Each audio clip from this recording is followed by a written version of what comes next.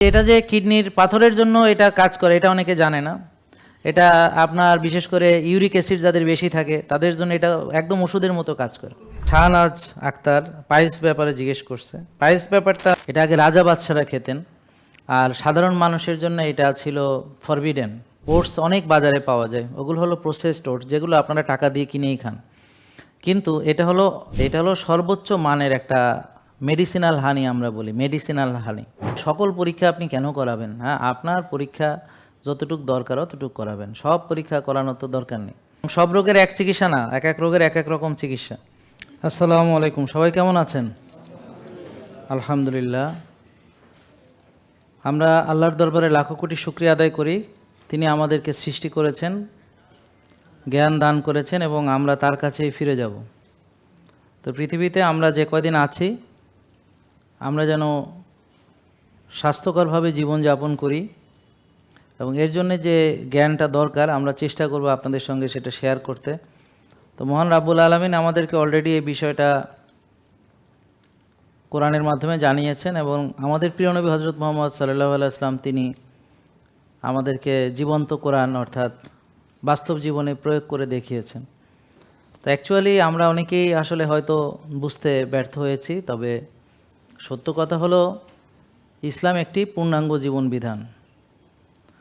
তাহলে পূর্ণাঙ্গ জীবন বিধান সেহেতু কিভাবে খাবো, কখন খাবো, কতটুকু খাবো, কোন ধরনের খাবার খাবো, এই বিষয়ে নিশ্চয়ই কোরআন হাদিসে আমাদের নির্দেশ দেওয়া হয়েছে। যেখানে আমরা উজু কতটুকু পানি ব্যবহার করব তার একটা নিয়ম আছে। আপনি কি উজুতে ইচ্ছা মতো কুলি করলে হবে নাকি একটা নিয়ম আছে, একটা সিকোয়েন্স আছে। তেমনি খাওয়ারও একটা সিকোয়েন্স আছে, নিয়ম আছে। যেখানে আমাদের বাথরুমে যাওয়ার দোয়া আছে সেখানে আপনার খাওয়ার কিছু নাই, তাহলে পবিত্র কোরআনে হালাল এবং তয়েব খেতে বলা হয়েছে। এই ব্যাপারে আপনাদের কোনো সন্দেহ আছে কি না? তাহলে আপনারা সবাই তয়েব খান তো, না? তো যারা মাথা নাড়তেছে ওরা জানেই না তয়েব খাবার কাকে বলে।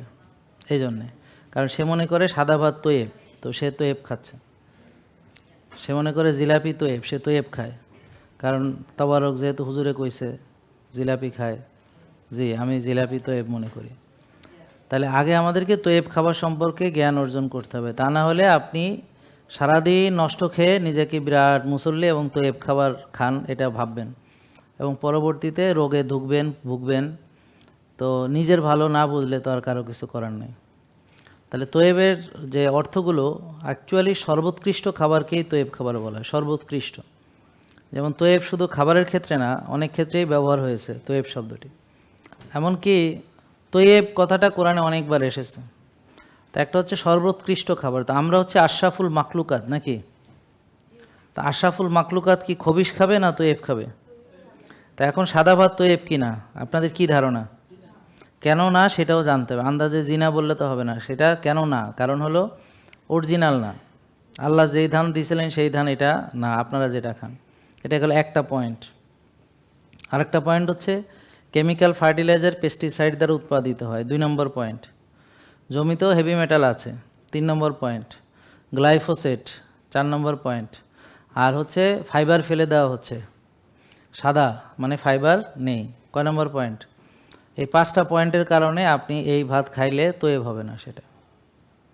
এখন এই বিষয়টা আপনারা সবাই জানতেন, তো যদি না জানেন সেটা আপনাদের দুর্ভাগ্য, কারণ আমি 19 সাল থেকে এভাবে বলে যাচ্ছি। আপনি যে জানেন না এটা আপনার ভাগ্য খারাপ, বুঝলেন না কথা? আমি 19 সাল থেকে, এটা হলো 26 সাল, এই কথাগুলো অসংখ্যবার বলেছি। তা আপনাদের দুর্ভাগ্য যে আপনারা জানেন না। তো কোরআন যার প্র্যাকটিসের মধ্যে নাই, কোরআন যার খাওয়ার মধ্যে নাই, কিন্তু সে বিরাট মুসল্লি, বিরাট মুসলমান, বিরাট মানে আল্লাহওয়ালা, কিন্তু খাবারে কোরআন নেই। তো এই জিনিসগুলো আমাদের জানতে হবে। তাহলে এই জানার জন্য আমি চেষ্টা করে যাচ্ছি, কিন্তু আমি একা চেষ্টা করে লাভ নাই। যা আপনাদের একটু পরে আইসা বলবে স্যার আমার শাখা লাগবে, পোশাখা লাগবে, আমার এলাকায় যে লাইফস্টাইল লাগবে। ওরে বাবা, তা আপনার মোবাইলের মধ্যে যা আছে, পকেটের মধ্যে যা আছে, এটা বাইর করে একবার দেখলেন না? আর আপনার শাখা পোশাকা আপনার একেবারে ঘরের কোনায় পৌঁছে দেবো। তা আগে যেটা আপনার পকেটের মধ্যে আছে সেটা তো আমাকে দেখতে হবে নাকি? নাকি বোঝেন নাই? ঠিক আছে, তাহলে আটা জেনেটিক্যালি মডিফাইড, এটা জানতে হবে সবাইকে। জিএমও, গমটা হলো জিএমও। আর বাকি কেচ্চা কাহিনী প্রায় কাছাকাছি, যেমন কেমিক্যাল ফার্টিলাইজার, পেস্টিসাইড দ্বারা উৎপাদিত। তারপর হচ্ছে গ্লাইফোসেট আছে, জমিতে হেভি মেটাল আছে। তারপর হলো ফাইবার ফেলে দেওয়া হচ্ছে, এবং এক্সট্রা আটাতে আছে গ্লুটেন। তা এখন এই যে আটাটা দেখতে পাচ্ছেন বাকহুইটের অর্গানিক, এইটা হলো গ্লুটেন ফ্রি, নন জিএমও, অর্গানিক, তার ফুল ফাইবার আটা, ফুল ফাইবার। এবং এটা কোনো আটা মানে গমেরটা না, এটা হলো বাকহুইটের আটা, বাকহুইট। এই বাকহুইট দেখতে কেমন? এখানে কেউ কথা বলতেছে কিনা দেখেন তো। আপনাদের কি মোবাইলের কথা কি বলা হয়েছিল? বাইরে যে কথা বলতে বলছেন, এখানে বসে কথা বলতে বলছেন? এখানে বসে না বাইরে? আচ্ছা ঠিক আছে। এটা হলো বাকহুইট। এই বাকহুইট, এইটা থেকে এটা হলো আটা, এটা হলো অর্গানিক, নন জিএমও, গ্লুটেন ফ্রি। তাহলে এটা হলো তৈয়েব। আমার হাতে যেগুলো দেখছেন এগুলো হচ্ছে তৈয়েব, এটা হলো উৎকৃষ্ট। কিন্তু আবার যার ডায়াবেটিস আছে, সে এটা খাওয়ার সময় তার সুগার যদি বেড়ে যায়, তাহলে সে কিছুদিন পরে খাবে আর কি, মানে বুঝতে পারছেন? তাহলে সবার জন্যে আবার তৈয়েব, মানে খাবার তৈয়েব ঠিক আছে, কিন্তু ওর শরীর তৈয়েব না। মানে শরীরের ভিতরে ওর ডায়াবেটিস হওয়াতে ওর রক্তের চিনি এমনিতেই বেশি, তাকে আমি আরও যদি খাওয়াই কার্বোহাইড্রেট, সেখান থেকে যদি আরও চিনি অ্যাড হয়, তাহলে সেটা তার জন্য ভালো হবে না। যেমন মধু হচ্ছে আল্লাহর দেওয়া সবচেয়ে খুব ভালো একটা ওষুধি গুণসম্পন্ন মধু, যেটা অনেক রোগের ওষুধ, মধু, কালো জিরা, তাই না? এই মধু, তার ভিতরে আবার একটা কোয়ালিটি আছে। যেমন আমাদের যে মধুটা, এটা হলো অর্গানিক, ইউএসডি অর্গানিক সার্টিফাইড, এটা মেক্সিকান, আর এটা প্যাকেজিং হয়েছে আমেরিকাতে। এটা হলো সর্বোচ্চ মানের একটা মেডিসিনাল হানি, আমরা বলি মেডিসিনাল হানি, বুঝতে পারছেন? ওষুধি গুণসম্পন্ন মধু।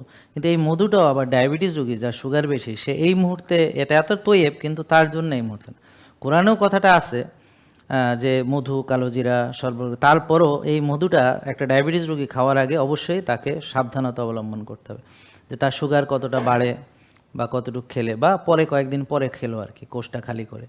এই জন্যে তাহলে খাবার সম্পর্কে আমরা কি বুঝলাম? যে একটা হলো খাবারটা তৈয়েব কিনা, আর আমি ওই খাবার খাওয়ার উপযুক্ত কিনা।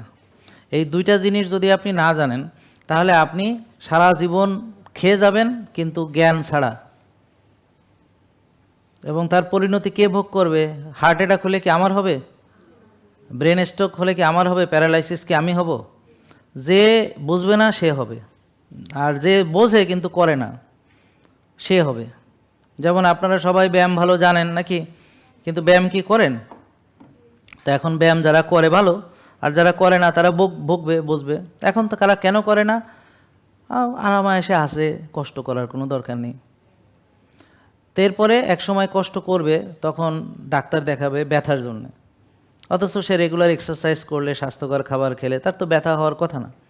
তো যাক, ডাক্তার ব্যথার ওষুধ দেবে, সে খেয়ে যাবে কিডনি নষ্ট হয়ে, সেটা খেয়ে যাবে লিভার নষ্ট হয়ে, তারপর লিভারের ডাক্তার, কিডনি ডাক্তার দেখাবে।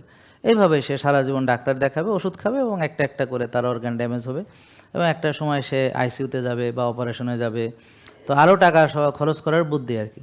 কিন্তু মানুষ নিজেকে নিজে নিজে ধ্বংস করছে, কারণ তার এই বিষয়ে জ্ঞান নেই, আর যতটুকু জ্ঞান আছে সেতটুকু সে ব্যবহার করে না। যেমন সে জানে early to bed early to rise, good for health, অথবা আপনারা যাই বলেন যে আর্লি ঘুমাতে যেতে হবে, ভোরে উঠতে হবে, তো এই 7-8 ঘন্টা ঘুমাতে হবে, এই বিষয়টা প্রায় সবাই জানে। কিন্তু তবুও মানুষ সে নিজেকে রুগী বানানোর জন্যে সে দেরি করে ঘুমায়, টেনশন করে, রাত জাগে, হ্যাঁ, যেন সে রুগী হতে পারে। তাহলে নলেজ থাকলেই হবে না, সেটাকে বাস্তবে প্রয়োগ লাগবে। এখন আমাদের যদি অতীতের দিকে তাকায়, আমাদের পূর্বপুরুষ যারা ছিলেন, তারা আর্লি ঘুমাতেন, সারাদিন কায়িক শ্রম করতেন, দুবেলা খেতেন। এই বিষয়টা নিশ্চয়ই আপনারা জানেন। তারা গ্লাইফোসেট না, তারা নিজেদের উৎপাদিত ফসল, তারা জিএমও না, অর্গানিক অথবা ন্যাচারাল যে ধান, যে অর্গানিক আগের যে বীজগুলো ছিল, সেগুলো ন্যাচারালভাবে ওনারা করেছেন, ঢেকি ছেটেছেন, ফুল ফাইবার ওনারা খেয়েছেন, ফুল ফাইবার। তো ঠিক এইটা দেখেন, একটা ফুল ফাইবার আটা এরকম।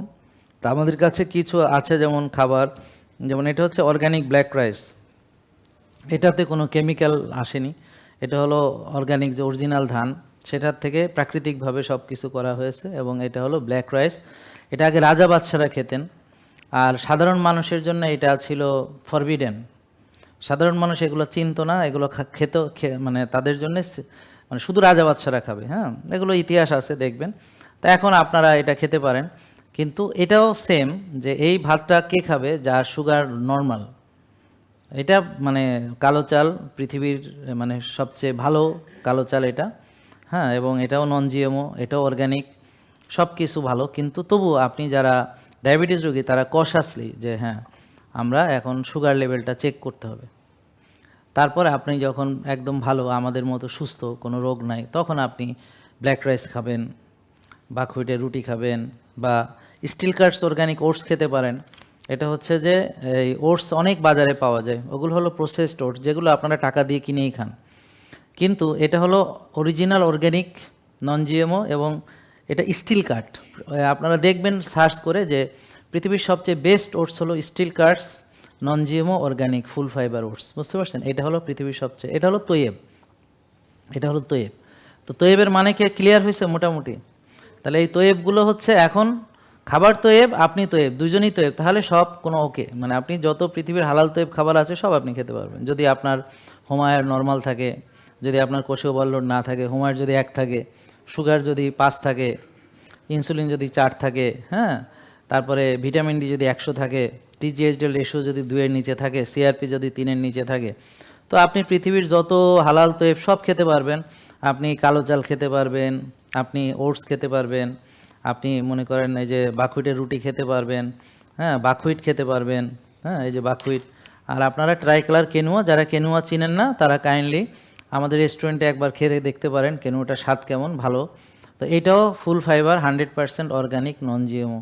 এই যে আমাদের তাহলে কয়টা কার্বোহাইড্রেটের কথা বললাম, ব্ল্যাক রাইস একটা, বাকহুইট একটা, কেনোয়া একটা, তারপর হচ্ছে যে আটা একটা, হ্যাঁ, আর হচ্ছে ওটস, এই তাহলে মোট 5 ধরনের, 1 2 3 4 5।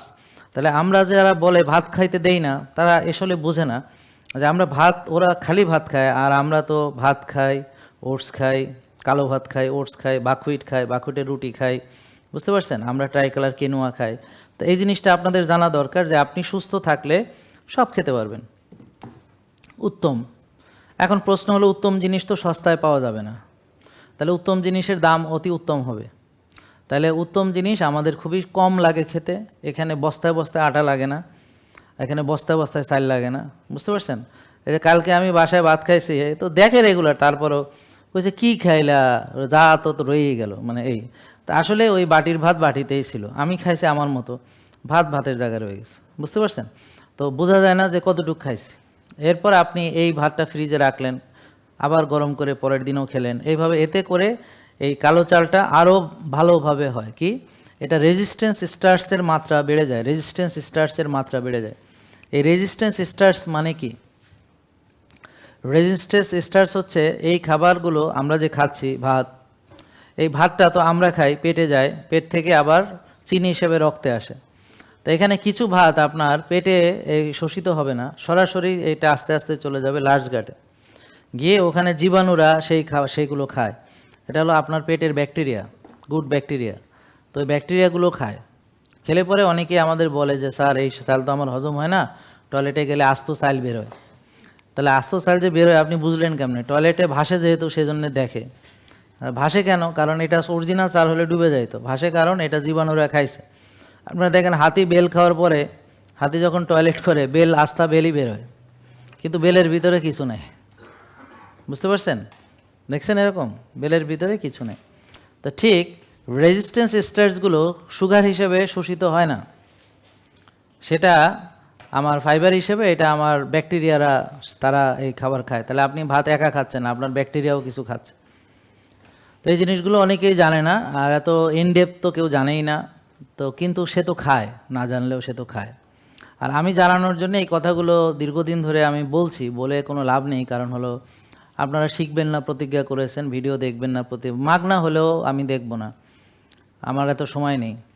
তো এই জন্য এই ভিডিওটা যারা অনেকেও দেখছে, যেমন এখন আপনাদের এই যে যারা আমি গতকালকে এসেছে, কে কে আমাদের, তারা একটু কাইন্ডলি কমেন্ট করেন, যারা গতকালকে আমাদের লাইভে জয়েন করেছিলেন, আজকে ভিডিওটা দেখতেছেন, তারা কাইন্ডলি কমেন্ট করেন।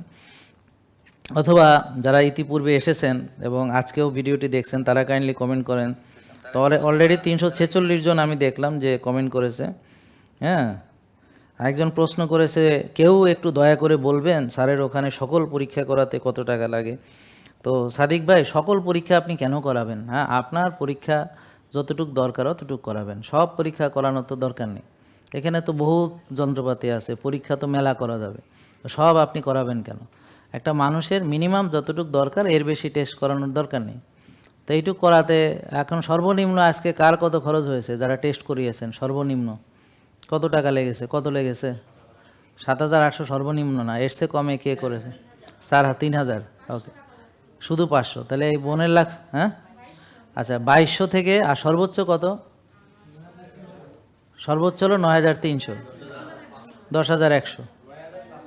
10,100 যেহেতু আছে, 11,000। 11,000 আছে, আর নিচে আছে 2200। এর ভিতরে আর কেউ আছে? আরও নিচে কেউ? কত? 13,000 কে? গুড, ওকে, 13,000 হচ্ছে সর্বোচ্চ, আর সর্বনিম্ন হলো 2200। ঠিক আছে, এবার 1600। তা আপনি কতক্ষণ চুপ ছিলেন কেন? তাহলে সর্বনিম্ন হলো 1600, সর্বোচ্চ হলো কত কইলো? 13,000। এই আশা করি বুঝতে পারছেন। তো যার যেরকম দরকার, যার রোগ বেশি, সমস্যা বেশি, যার হোমোসিস্টিন লাগবে, ভিটামিন ডি লাগবে, যার ইলেকট্রোলাইট লাগবে, তো সবার এটা লাগবে না। তো এখানে 2200 টাকাও টেস্ট হয়েছে, আর সরি 1600 টাকাও হয়েছে সর্বনিম্ন, আর সর্বোচ্চ হলো 13,000 টাকা, তাই তো? ওকে, তা আশা করি আপনি উত্তর পেয়েছেন। এইচডিএল বাড়াবো কীভাবে? ভালো ফ্যাট খেতে হবে। কি? এই যে ভালো তেল আছে, ভালো ঘি আছে, এমসিটি আছে, গরুর মাংস, খাসির মাংস, চর্বি সহ খাবেন। ভাবছে খাইতে নিষেধ করছে, খাবেন। হ্যাঁ, খাবেন, ওরা নিষেধ করে, আমরা খাইতে বলি। কুসুম খাবেন, হ্যাঁ কুসুম খাবেন। তারপর 4টা ডিমের কুসুম দিয়ে আমরা কি বানাই? টেস্টোস্টেরন বুস্টার, সেটা খাবেন। বুঝলেন? ভালো ভালো জিনিস খাবেন, আমরা এসব খাইতে নিষেধ করি না। আপনারা তো অনেক কষ্ট করে ওজন কমাইতে পারেন না। কুসুম ফালায় দেন, ঘি ফালায় দেন, তারপর গরুর মগজ ফালায় দেন, তারপরে সুরুক যেটা বলে হাড়ের মধ্যে, এটা ফালায় দেন। এগুলো কিছুই ফালাইতে হবে না, বরং আপনি খাইতে পারবেন ওই যে কি বলে ওটারে, কি পায়া, তারপর বোন ব্রথ, এগুলো খাইতে পারবেন। তাহলে এগুলো খাওয়া যাবে। কি শুনে অবাক হচ্ছেন? না, এটা খাওয়া যাবে। ভাই তো খুশি হয়ে গেছে এখন, তার মনের কষ্ট চলে গেছে, বেচারা দুঃখে ছিল, দেখাইতে পারতেছে না। শোনেন, আপনি আমাকে দেখায় রুমের মধ্যে 10 মিনিট যাক, তার চেয়ে বেশি আমি এখানে, আপনি আমাকে প্রশ্ন করেন, আমি উত্তর দিতেছি, কোনো সমস্যা নেই। বুঝলেন কথা? তো এখানে মূলত যারা ভাবছে ডাক্তার দেখাইতে আসছে, ওদের মনে কষ্ট। আসলে ডাক্তার দেখানোর বিষয় এখানে না, এখানে হলো আপনাকে নিজের চিকিৎসা নিজে করা আমরা শিখাই দেব, আপনিই পারবেন আপনার চিকিৎসা করতে। তাহলে এইচডিএল বাড়ানোর বুদ্ধি দিলাম, টিজি কমানোর বুদ্ধি দিলাম, তারপর সিআরপি আসতেছে, সিআরপি। তাহলে টিজি এইচডিএল রেশিও আপনার রিপোর্ট থাকবে কত? 2-এর নিচে, বেশি থাকলে কমাতে হবে। কিভাবে কমাতে হবে শিখলেন তো? টিজি কমাতে হবে, এইচডিএল বাড়াতে হবে, শিখছেন? এবার আপনার প্রদাহ বেশি পাইছে, তো প্রদাহ সিআরপি থাকার কথা 3-এর নিচে, তো ওনার দেখা গেল 9-10 বা 6-7, তাহলে অনেক বেশি। তাহলে এটা কমাতে হলে কি করতে হবে? ওই যে মানসিক প্রশান্তির চর্চা, ওই যে 8টা শ্বাসের ব্যায়াম। কয়টা শ্বাসের ব্যায়াম? 8টা শ্বাসের ব্যায়াম। কি বলে শাহনাজ আক্তার পাইলস ব্যাপারে জিজ্ঞেস করছে। পাইলস ব্যাপারটা আচ্ছা ঠিক আছে। তো পাইলস হচ্ছে যে কোষ্ঠকাঠিন্য হলে পরে, সাধারণত কোষ্ঠকাঠিন্য হলে পরে অনেক সময় যে ভেসেলগুলো এনগজড হয়, পানি রক্ত পড়ে, এবং পাইলস মানে ব্যথা হয় না, ব্যথা ছাড়া রক্ত পড়ে আর কি। তা আমাদের যারা ফলো করে, যারা কফি এনামা করে, শ্বাসের ব্যায়াম করে, যাদের কোষ্ঠ মানে কঠিন না, কোষ্ঠটা নরম থাকে, হ্যাঁ কোষ্ঠ কঠিন হয় না, খুব নরম কোষ্ঠ হয়, হ্যাঁ কাঠিন্য না, নরম, হ্যাঁ। তারপর হচ্ছে যে তাদের ফ্ল্যাক্সিড খায়, চিয়া সিড খায়, বেকিং সোডা খায়, ভিনেগার খায়। তো আমাদের যারা ফলো করে এদের শুরুত করে বেরিয়ে যায় সব কিছু, হ্যাঁ।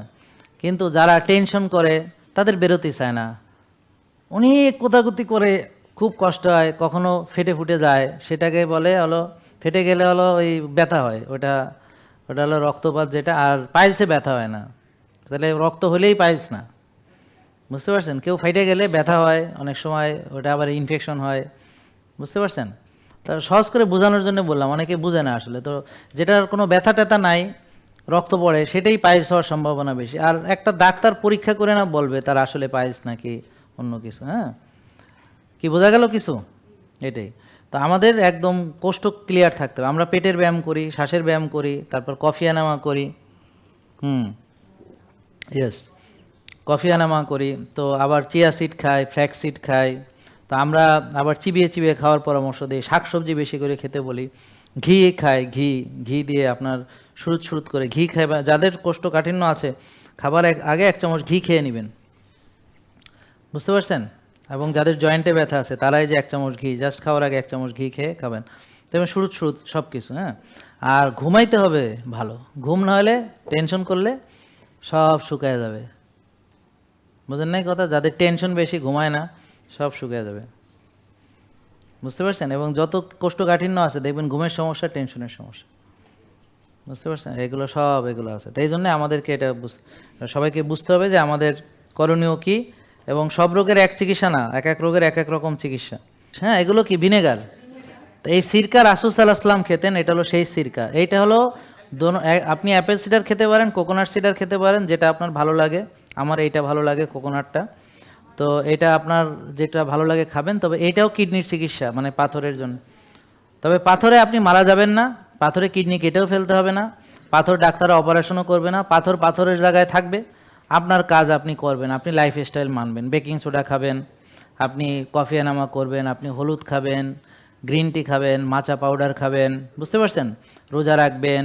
তারপর রোজা রাখতে অবশ্য খেয়াল রাখবেন, কারণ ডিহাইড্রেশন থেকে অনেক সময় মহিলারা পানি খাইতে চায় না, ইউরিন ইনফেকশন, হ্যাঁ, ডিহাইড্রেশন। সো এটা ওয়াটার ফাস্টিং করেন আগে, হ্যাঁ, ডিহাইড্রেশন পরে আপনি রোজা রাখবেন, সেটা পরে। তো এই যে সিরকা, এটা হলো অ্যাসিডিক অ্যাসিড, এটা অনেকে হয়তো জানে না। রাসূল সাল্লাল্লাহু আলাইহি ওয়াসাল্লাম এটা খেতেন, বুঝতে পারছেন? তো এটা ওনার খুব পছন্দের খাবার ছিল, উনি সিরকা খেতেন। এইটা হলো সেই সিরকা, হ্যাঁ, এটা হলো ভিনেগার। তো এটা হলো উইথ মাদার, এটা হলো 100% আপনার র certified organic unfiltered with mother. Mother মানে ভালো ব্যাকটেরিয়া আছে। তো এটা হলো যে কোনো লোকের পেটের জন্য দরকার, এটা অনেকেই জানে, কিন্তু এটা যে কিডনির পাথরের জন্য এটা কাজ করে এটা অনেকে জানে না। এটা আপনার বিশেষ করে ইউরিক অ্যাসিড যাদের বেশি থাকে তাদের জন্য এটা একদম ওষুধের মতো কাজ করে, অনেকে এটা জানে না। এর পাশাপাশি স্প্রিলুনা, এটাও অনেকে জানেন, স্প্রিলুনা খেতে হবে। স্প্রিলুনা কফি এনামার করার পাশাপাশি স্প্রিলুনা খেতে হবে, হ্যাঁ। তো এই জিনিসগুলো আরও বিস্তারিত আপনারা জানবেন, কিন্তু আজকে আপনারা এসেছেন, কিন্তু মোট কথা হলো আপনারা লাইফস্টাইল আপনাকে মানতে হবে। লাইফস্টাইল মানলে পরে আপনার ওইভাবে পাথরটা হয়ে যাবে না যেভাবে আপনাদের হয়ে গেছে। কারণ কি হয়েছে, আস্তে আস্তে আস্তে আস্তে এটা জমা হয়েছে, ডিপোজিশন হয়েছে। এখন পাথর অনেক ধরনের পাথর হতে পারে, অনেক রকমের পাথর হতে পারে।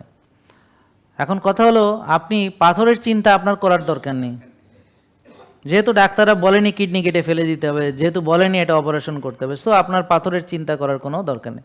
আপনার করার দরকার হলো সুন্দর লাইফস্টাইল মানা, বডিটাকে অ্যান্টি ইনফ্লামেটরি খাবার খাওয়ানো, অ্যান্টি ইনফ্লামেটরি লাইফস্টাইল।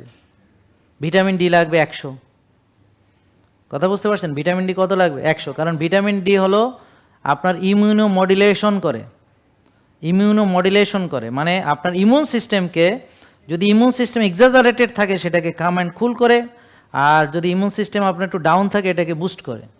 সো এটাকে বলে মডুলেশন, মানে মডুলেশন করা, মানে একেবারে ইমিউন সিস্টেম বাড়ায় দেওয়া বললে ভুল হবে। তো যাদের যা দরকার, ওর বুস্টিং দরকার হলে ওরা বুস্টিং করবে, আর ওরে কামকুল করতে হলে কামকুল করবে। Vitamin D, about 300 chemical reaction will be handicap without vitamin D level. আর সবার আগে যেটা করতে হবে, আপনার মাথা থেকে পাথর বের করে ফেলতে হবে। পাথর কিডনিতে না, আপনার মাথার মধ্যে। তা আপনি পাথরের চিন্তা ছেড়ে দেন, ছেড়ে দিয়ে সুন্দর লাইফস্টাইল মানে। পাথর নিয়ে ভাবলে পাথর ভাববে কি ও আমাকে নিয়ে ভাবছে, গুরুত্ব দিচ্ছে, ও বড় হবে। তো আপনি ভাববেন আমার কোনো পাথর টাথর নাই, কারণ কিছু থাকলেও কি না থাকলেও কি আপনাকে তো ডিস্টার্ব করতেছে না। কি বোঝা গেছে কথা? তার পাথর হয় কেন? বডি অ্যাসিডিক হলে হয়, ইউরিক অ্যাসিড বেশি থাকলে, ডিহাইড্রেশন থাকলে, ইনফেকশন থাকলে, ইনফ্লামেশন থাকলে। তাই জন্য আমরা তাদেরকে শাকসবজি, মাছ, মাংস, ডিম, ভালো তেল, ঘি, হ্যাঁ, এবং বাফার করে খাবে। সে সবজির সঙ্গে মাছ মাংস খেলে সবজি দিয়ে খাবে, ভাত দিয়ে না। ভাতও অ্যাসিডিক, মাছও অ্যাসিডিক, বুঝতে পারছেন? এইভাবে সে সুন্দর ব্যালেন্স করে খাবে, 8টা শ্বাসের ব্যায়াম করবে, ঘুমাবে আর্লি, 8 ঘন্টা ঘুমাবে, ভোরে উঠবে, রোদ লাগাবে, ভিটামিন ডি কত দেখবে, শক্তি চর্চা করবে। আমার মনে হয় না জীবনে উনি শক্তি চর্চা করছে বলে। মানে আপনাদের হার্টের সমস্যা বলেন, বা আপনার কিডনির সমস্যা বলেন, লিভারের সমস্যা, সবগুলোর উৎপত্তি কীভাবে হয়েছে? তাহলে আরেকটু গোড়ায় যায়, যেহেতু আপনাদের বুঝতে অসুবিধা হচ্ছে। এই যে দেখেন, একটা লোক প্রথমে ইনসুলিন রেজিস্ট্যান্স হয়। কিভাবে হয়? খায়, বার্ন করে না, ব্যায়াম করে না, রাত জাগে, টেনশন করে, অনিয়ম চলে, এবং কি খায়? ওই দাওয়াতটাও তো খাই, সয়াবিন তেলও খায়, হ্যাঁ, আনন্দ ফুর্তি করে খায়, মজা করে খায়, সব কিছুই খায়, মসজিদে জিলাপি, আন্দোলনে বিরিয়ানি খায়, সারাদিন খায়, কিন্তু ব্যায়াম করে না, কায়িক শ্রম করে না, আর হাঁটাকে ব্যায়াম মনে করে। হাঁটাকে কি মনে করে? ব্যায়াম। আর ডাক্তার দেখায় আর ওষুধ খায়, আর টেনশন করে রাত জাগে। হইলো নাকি? বুঝতেছেন নাকি? হ্যাঁ। তাহলে এখান থেকে ইনসুলিন রেজিস্ট্যান্স, ইনসুলিন রেজিস্ট্যান্স থেকে আপনার এই যে ডায়াবেটিস হয়, ইনসুলিন রেজিস্ট্যান্স থেকে আপনার হার্ট অ্যাটাক হয়, প্রেশার হয়, হ্যাঁ, তারপরে যে অ্যাথেরোস্ক্লেরোসিস মানে রক্তনালীতে ব্লক। তাহলে ইনসুলিন রেজিস্ট্যান্স হলো ব্লক করে, ব্লক তৈরি করে। আর ব্লক হলে তারপর হার্ট অ্যাটাক হলে তারপর বাইপাস করে, অথবা ব্লক হলে ব্রেন স্ট্রোক করলে, হ্যাঁ, তো প্যারালাইসিস হয়। তাহলে ব্লক যেখানে হবে সেখানেই সমস্যা। হার্টে হলে হার্টের সমস্যা, ব্রেন হলে ব্রেনের সমস্যা, চোখ হলে চোখে স্ট্রোক করতে পারে, পায়ে হলে লেগে স্ট্রোক করতে পারে। এবং একটা ভাইয়ের ওদিন আসতে দেখছেন, পা কেটে ফেলে দিছে যে, উনি কি বলছে, খুব কষ্টের কথা বলছে যে আমি ওনাকে একসময় মানছিলাম, পরে আর ওনাকে মানি নাই, এবং বাসায় কোনো সাপোর্ট পাই নাই, বাসায় পিংসল নিছে, বউ মনে হয় কী বলছে, তো রাগের চোটে সে সব ছেড়ে দিছে। তো এই জন্য বলে না, রাগ করে সব কিছু ধ্বংস করতে হয় না। তো সে যাই হোক, আর মানে টানে নাই। এখন 8 লাখ টাকা দিয়ে পা কাটাইছে। হ্যাঁ, থাক, তোমার বাড়ি কি খুলনায় নাকি?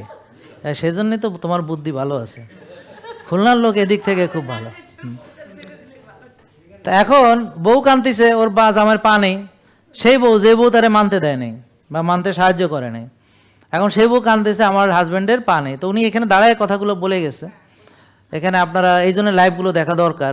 তো পা কাটার পরে আসছে আবার, তো উনি বলছে কি যে আমি যে ভুল করছি আপনারা সেই ভুল করেন না, আপনারা পা থাকতে আসেন, কিন্তু আপনারা তো বুক ফেড়ে আসতেছেন, পা কাইটে আসতেছেন, বুঝেন নাই?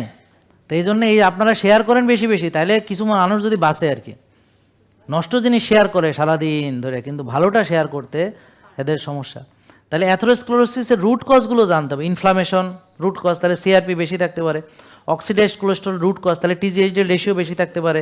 রুট কজ হচ্ছে হাইপার ইনসুলিন, ইনসুলিন বেশি থাকতে, রুট কজ হচ্ছে সুগার বেশি থাকতে পারে। রুট কজ হচ্ছে আপনার ইনফ্লামেশন, বুঝতে পারছেন? এগুলো থেকে আস্তে আস্তে হয়, ব্লক একদিনে হয় না, বছর বছর বছর বছর ধরে আস্তে আস্তে একটু একটু করে হয়। কারো 85% হয়, 95% হয়, 100% হয়, জানেন তো এগুলো নাকি? তো এগুলো কি এক রাতে হয় নাকি? আস্তে আস্তে হয়। জেকে লাইফস্টাইল, ওষুধ মুক্ত সুস্থ জীবন।